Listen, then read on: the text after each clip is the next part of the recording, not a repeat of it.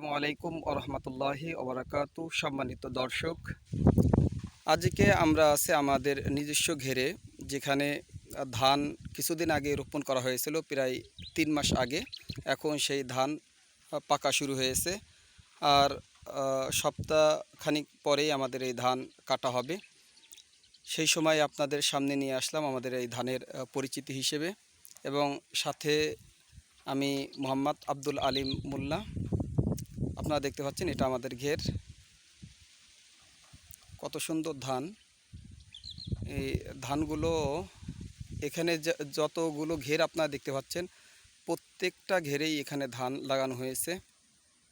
এই ধানগুলো সকল ঘেরে একসাথেই পাকা শুরু হয়েছে, আর কিছুদিন পরে এই ধানগুলো কাটা হবে। যখন এই ধানগুলো কাটা হবে, তো এখানে দেখতে পারবেন কত মানুষ এখানে ধানের কাটার একটা উৎসব থাকে, সেই উৎসবে জড়ো হয়েছে। আর বিশেষ করে আমাদের এখানে একটা আম গাছ আছে, যে গাছটা দেখতে পাচ্ছেন, এই গাছটায় এত পরিমাণ আম হয়।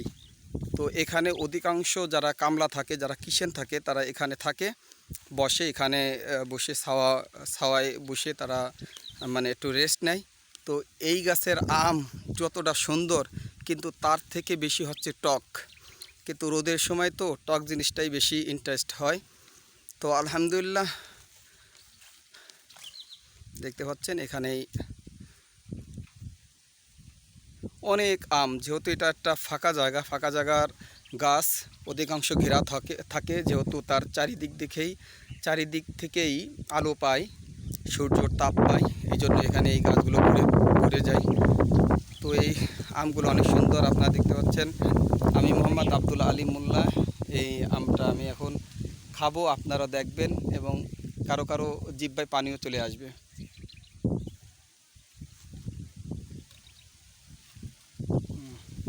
কিরম লাগে?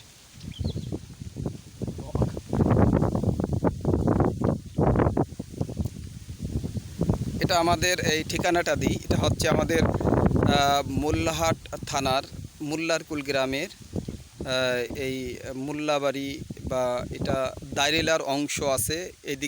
এদিকটা যেটা দেখতে পাচ্ছেন, এটা দাইরেলার চরকুলিয়ার অংশ।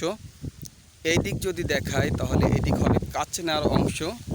এইদিকে যদি দেখায় তাহলে এদিক গোলারগাতি এবং উদয়পুরের অংশ। এদিক যদি দেখায় তাহলে ওই যে টাওয়ার দেখতে পাচ্ছেন, এটা মোল্লাহাটের অংশ, অর্থাৎ আমাদের থানা। ঠিক আছে, সকলে আমাদের জন্য দোয়া করবেন। আসসালামু আলাইকুম রহমতুল্লাহি ওয়া বারাকাতুহু।